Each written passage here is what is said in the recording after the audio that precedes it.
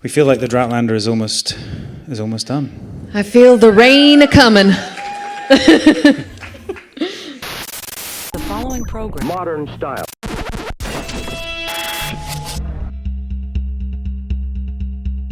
Now, how long ago, could you put this on perspective, how long ago did you shoot this first episode? How long has it been? Over a year ago. My God. Yeah, we started the 14th of August last year. Wow, yes. And then we had to do some ADR on it as well, actually, at some point, which is when you put the voiceover on top Additional of it. digital recording. That's right. Quite recently, and it's kind of mad when you see it, like a year later, and you're like trying to remember what was going on. Well, can you go back to the battlefield and talk about what it was like shooting that? Because a lot of explosions, dirt flying.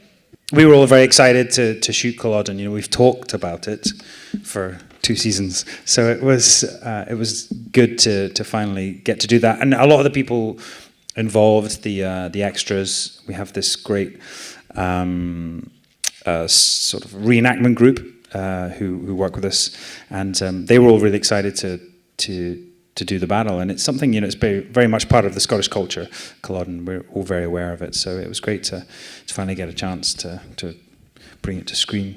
Now, Caitriona, when you start the scene, walking across all the dead people, I know you told me, besides the fact that you said that you heard people snoring while you were doing that, which is an incredible story. Beyond that, one, how cold was it when you did that? And was that literally the first scene that you and Sam did together for the new season? Yeah, I believe so. It wasn't that cold because it was it's cold always in Scotland, but it was... You weren't lying there for days. Okay. Yeah. Darling, let me tell you.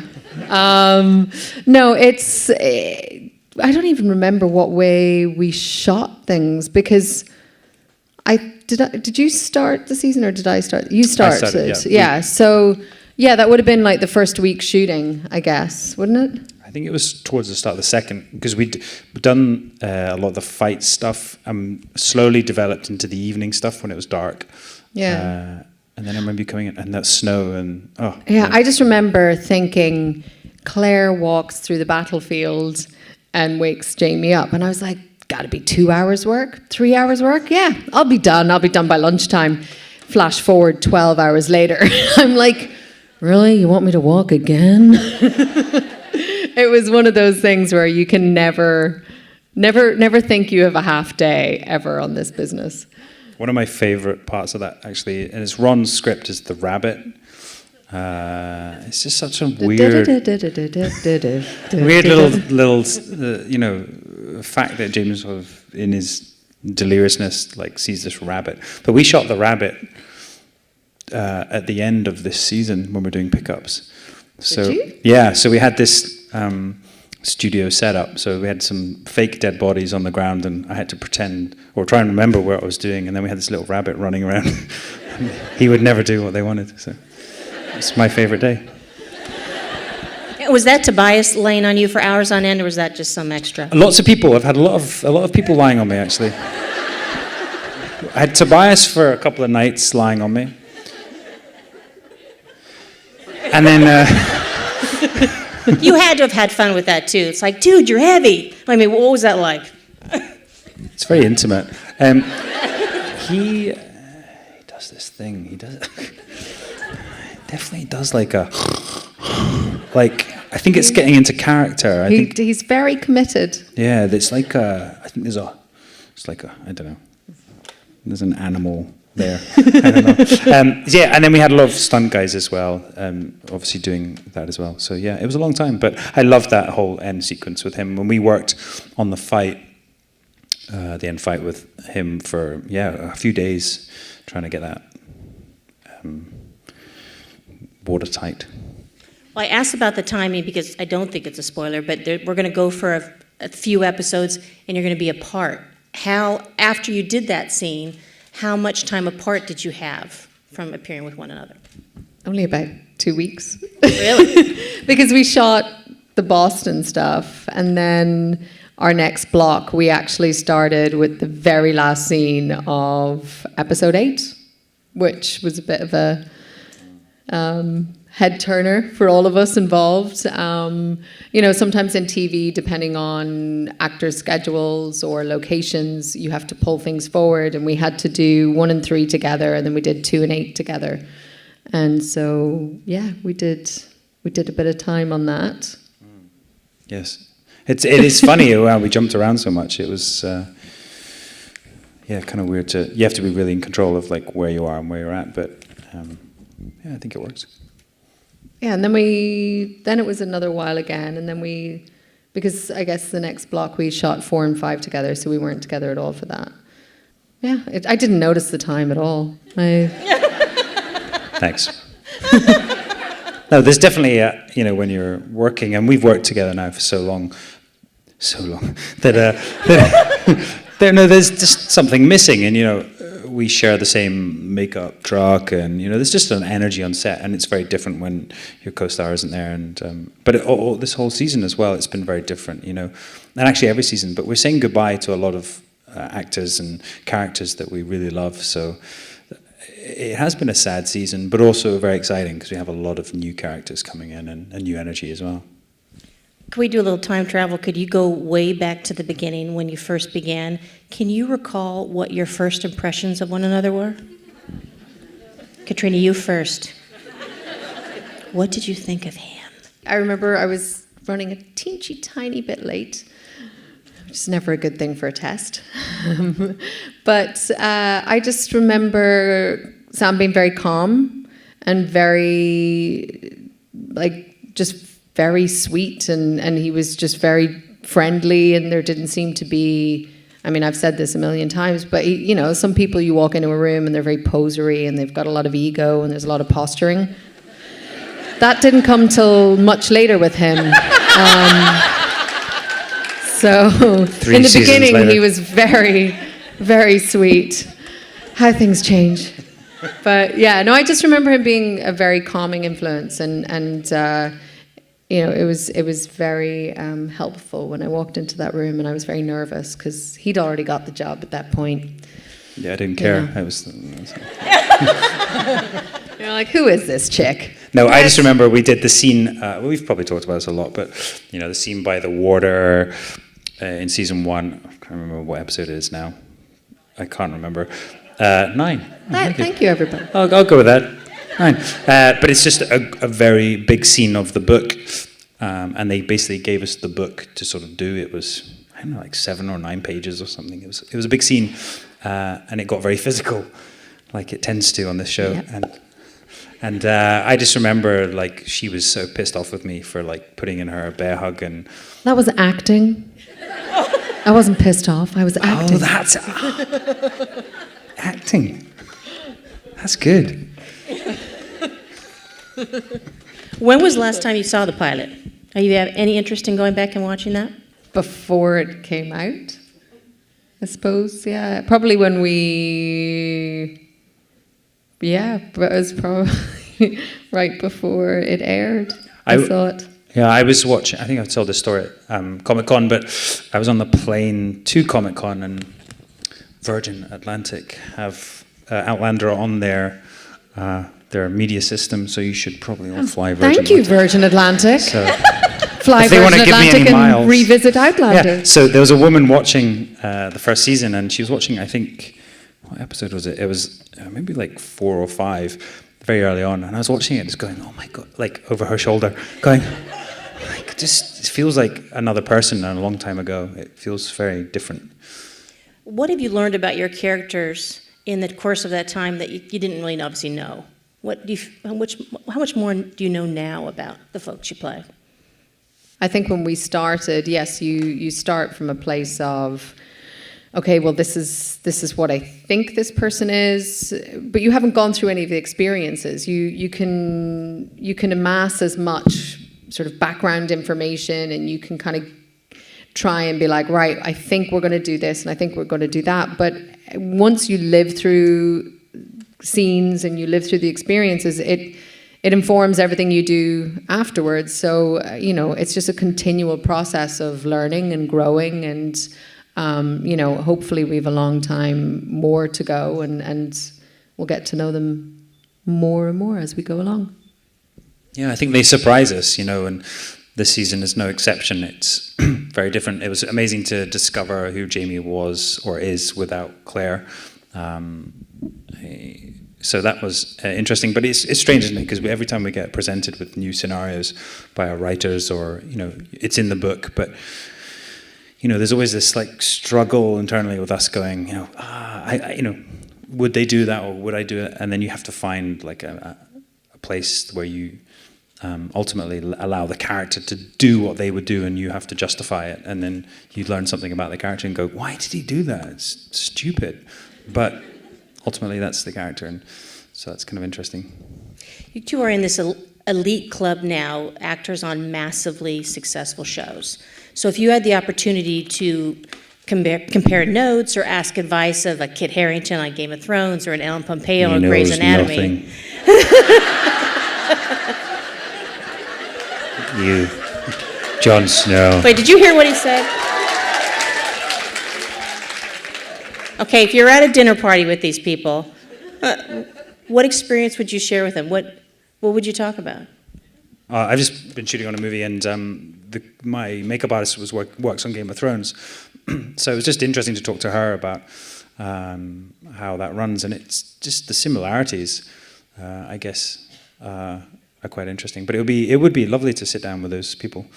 I think I have a friend who's on a long-running show, and I sat and I was talking to him it's almost a year ago now.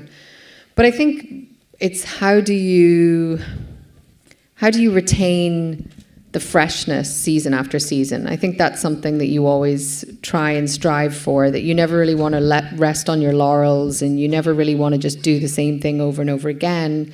You want to constantly feel like you're being challenged, and that retains your interest and that retains your excitement about a character. And I think it's always interesting to hear people who've done it before, how they go about it, and how do you make sure that you're doing the best job you can do and getting as much out of this experience as you can, because it is very rare that this happens. And I think we're very aware of that. We're definitely very fortunate and we're very lucky. And I think you just want to make the most of those situations when they're presented to you. I was wondering if any of you had any questions. No? None. Okay. There doesn't seem like there's many. All right. We got some microphones going around. Go ahead and raise your hand. We're going to start over here. Go.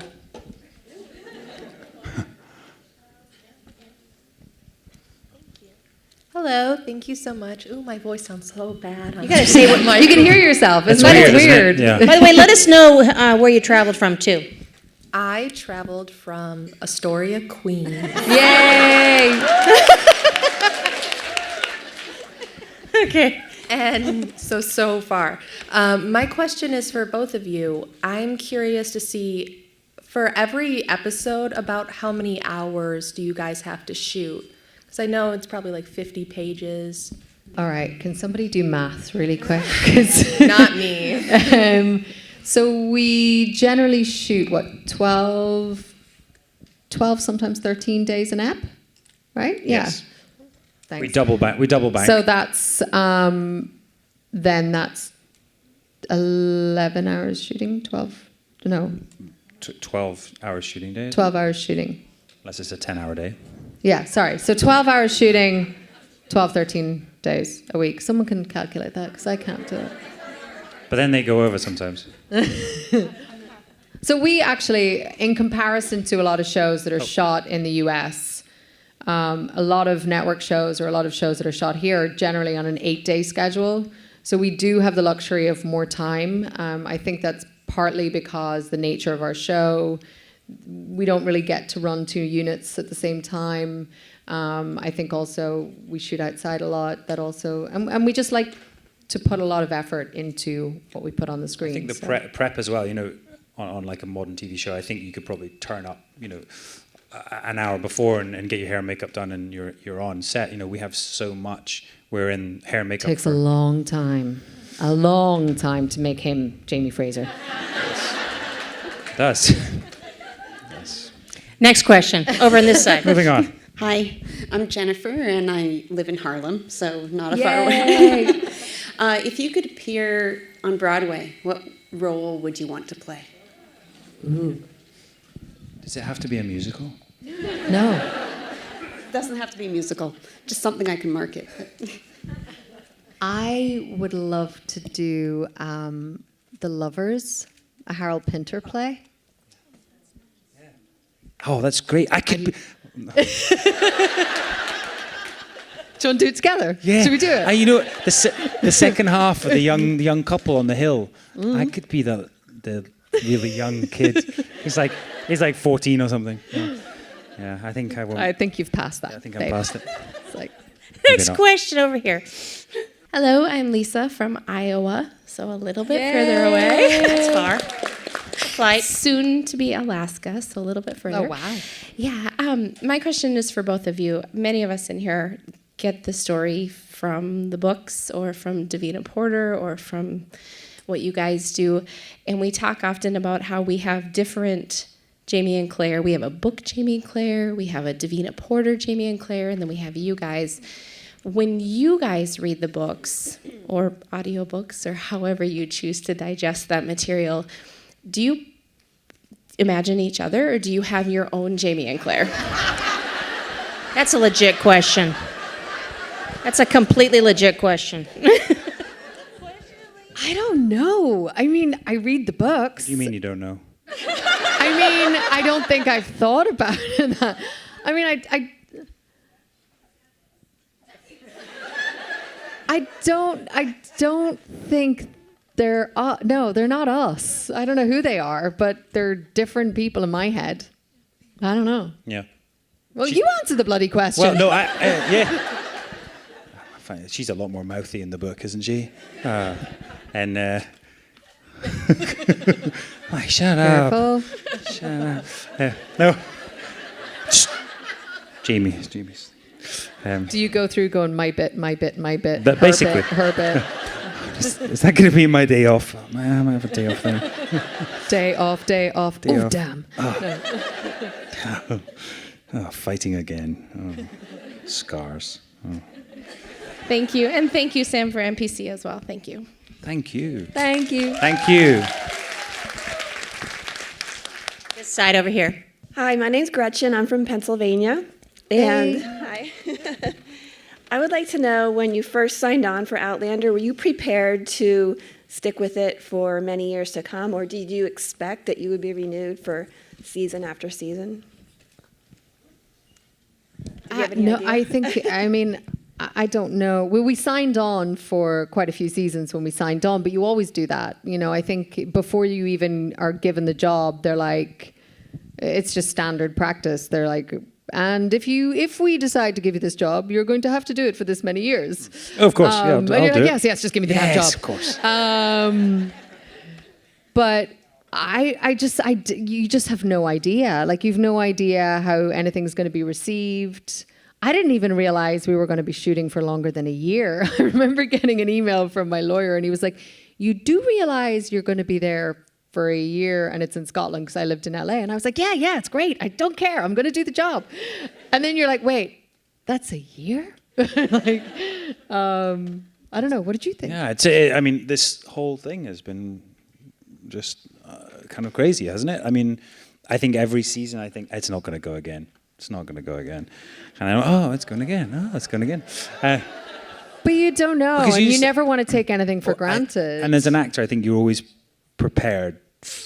You're always prepared for things to change because you never know in this job. And so I just think every time we start a new season or a new day or whatever, a new episode, it's You're like, tomorrow's never going to happen. if I just get through today. No, we just feel very fortunate. It feels like something very special. Hi, I'm Cindy from Sheepshead Bay, Brooklyn. Yay! Yay, Brooklyn. Brooklyn. And a peaker since 2015, thank you. Thank you. This is for both of you. What was it like shooting the Entertainment Weekly cover with Reuven Affinata? Was it great or what?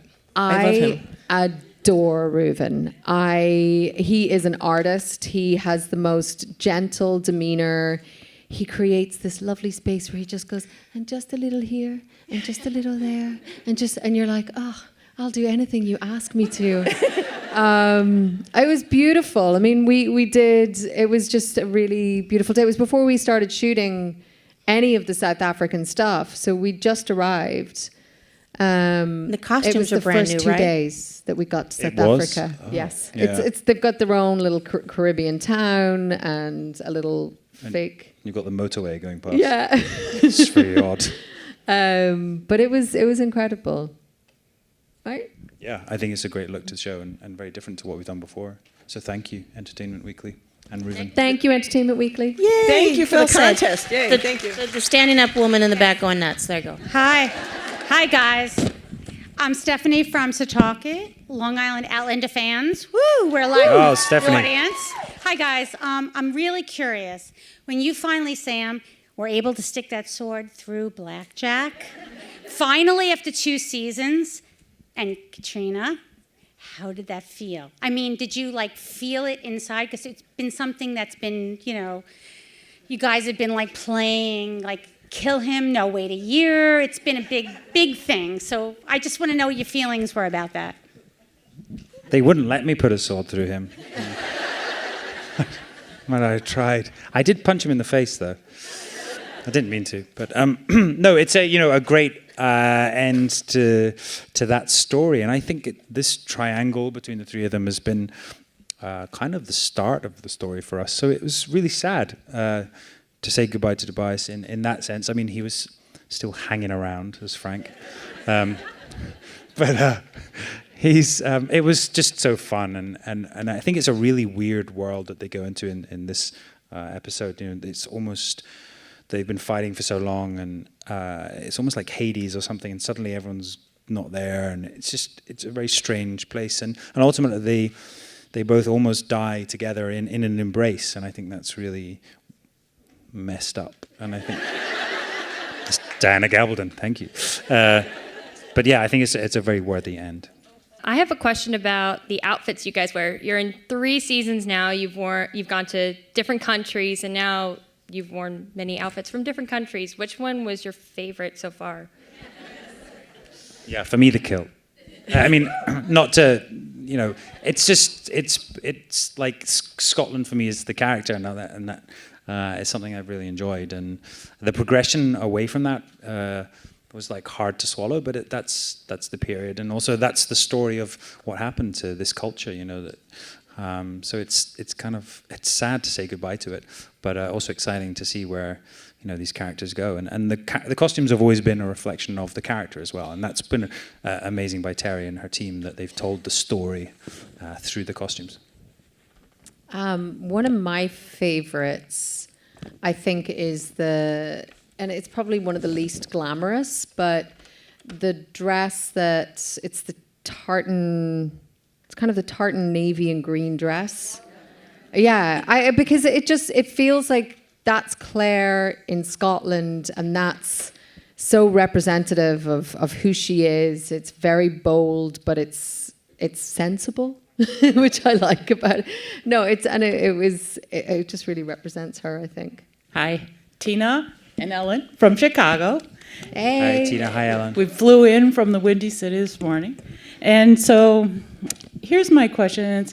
It's about your process. I mean, you can't have personally experienced all these emotions that you portray. So what are your processes to find that within yourself? I mean, and it could be different for you, and I'm curious how you get where that needs to be. I think it's a number of different things. It depends on the scene. It depends on what's required. I think my favorite part or my favorite thing about this job is that I get to daydream and pretend that that's work, which, makes up for a huge amount of my childhood when I would get given out to for daydreaming and not focusing on what I'm supposed to be doing. And now you get to just live in your imagination, and that's, I think, where a lot of you play out scenarios and you just go into a dream world, and that's where I find a lot of stuff. But I also, I like to read. It depends. Sometimes it's a piece of music that will bring you to the place. As an actor, you're an observer of people and human behavior, and I think you have to just keep your eyes and your ears and your heart open to what people are going through, and then you can try and understand and put yourself in people's shoes, and that's what we try and do. Good answer. Well, thank you. No. I mean, God, that's such a big question. But I think this season, Jamie goes through a lot, so that was really exciting for me to be given that challenge. And how do you go to those places? I mean, each episode was different, and he's in different stages of grief, and I don't know, it's funny. As you said, I think there's different things. There was an image in my head for some of the scenes, and then others, something else. So music too is also kind of evocative. I don't know, you have to find the thing, the little trigger exactly for each moment. Well, I think with everything, you can only understand it through your own funnel, I think every situation that you live through can be reflective or can be a reminder of something else. So, it's empathy. So when a friend is telling you a problem, you may not have gone through the exact same thing, but you can empathize and you can be like, wow, I kind of know how that feels, and you can put yourself in that situation. I mean, acting is a lot like that. I think empathy is probably the biggest key to being able to understand people. And it's liberating as well. I'm so sorry. No, Lynette. We have to wrap.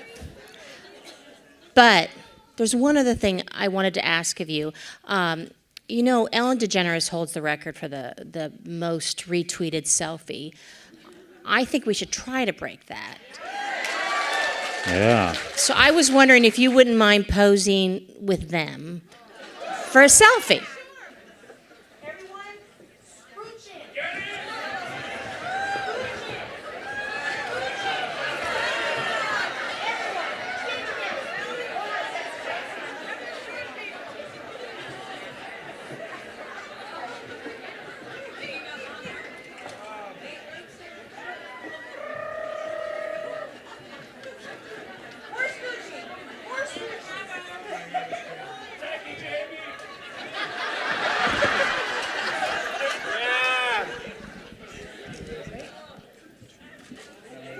Thank you so much. Thank you, everyone.